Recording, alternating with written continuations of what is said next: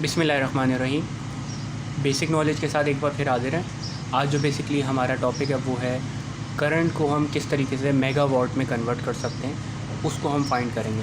तो हम सबसे पहले आपको एक फैक्टर की मदद से बताएंगे कि एक फैक्टर होगा, उसको सिंपली आपने डिवाइड करना होगा और आपको मेगावाट मालूम हो जाएंगे। अच्छा, उससे पहले मैं आपको बता दूं ये फैक्टर कहाँ से आया ताकि आपको आसानी हो जाए। देखें, एक फॉर एग्ज़ाम्पल आपने पावर का एक फार्मूला देखा होगा जो होता है voltage multiply by current multiply by cos phi और मल्टीप्लाई बाय √3। सही है। अभी जो फैक्टर निकाला है इसमें कुछ वैल्यू हमने अज्यूम किए कि भाई हम इनको ये ले रहे हैं। फॉर एग्जांपल पावर हम 1 मेगावाट ले रहे हैं। 1 मेगावाट में होता है 10 की पावर 6। सही। वोल्टेज हम 11 kV ले रहे हैं और मल्टीप्लाई बाय कॉस हमने पावर फैक्टर हमने 0.8 कंसीडर किया और वैल्यू √3 की तो वैल्यू आपको पता ही है। तो ये हमने कंसीडर कर लिया और हमें एम्पेयर हम मालूम करेंगे सिंपली। सही है। तो सिंपली आपने क्या करना होगा, पहले हम 1 मेगावाट लिख लिया हमने, √3 मल्टीप्लाई बाय 11 kV और मल्टीप्लाई बाय 0.8।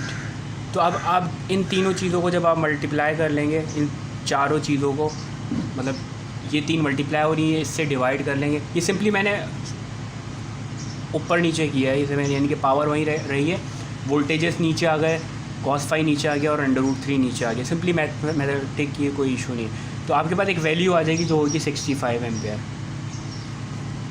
तो ये वैल्यू निकल जाएगी इन सबको इस तरीके से कैलकुलेट करने के बाद। तो अब ये हमारे पास फैक्टर होगा। सबसे पहले हम एक एग्जांपल कन्वर्ट करते हैं एम्स टू मेगावाट में ना। नंबर 1 हम ले लेते हैं पहले 11 kV के ना, 11 kV ampere to megawatt. Simply हमें क्या करना पड़ेगा, मैं कंसीडर करूँ इस एग्जांपल में कि मेरे पास 11 kV के एम्पेयर हैं जो हैं 1400।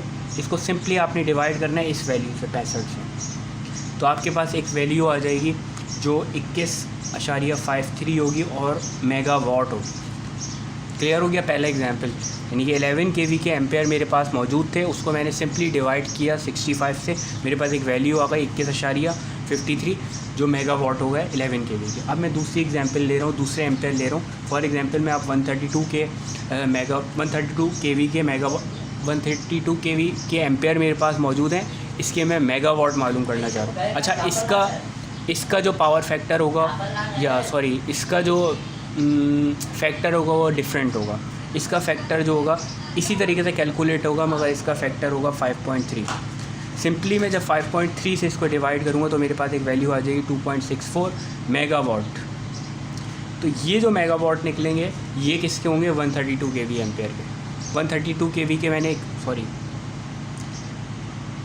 132 kV के एम्पेयर मैंने लिखने हैं, वो 120 मैंने कंसीडर कर लिया। जब 120 को मैं डिवाइड करूँगा इस फैक्टर से तो मेरे पास एक वैल्यू आ जाएगी, वो ये होगी। नंबर 3 टर्म चलते हैं। अब 220 kV के मैं मालूम करना चाह रहा हूँ फॉर एग्जांपल। तो 220 kV के कुछ मुझे एम्पेयर अज्यूम करने पड़ेंगे, वो मैंने कंसीडर कर लिया 100 एम्पेयर। अब 100 एम्पेयर को मैं जैसे ही डिवाइड करूँगा उसका फैक्टर डिफरेंट हो जाएगा, उसका फैक्टर होगा 3.3 निकलेंगे इसी से। ये जो मैंने आपको शुरू में बताया इसी से आपको फैक्टर ये निकलेंगे। सिर्फ ये आपको फैक्टर याद करना है, आप एम्पेयर निकालेंगे। अब इससे मेरे पास जो मेगावाट निकलेंगे वो 30 मेगावाट निकल लेंगे। सिंपली इनको डिवाइड करेंगे तो आपके पास मेगावाट देंगे। तो ये बेसिकली 3 मैंने आपको बता दिए हैं। इस तरीके से आपके पास अगर सिर्फ एम्पेयर्स होंगे तो आप उनको कन्वर्ट कर सकते हैं मेगावाट में, सिंपली इन 3 फैक्टर्स की मदद से। उम्मीद है समझ में आएगा। Thank you.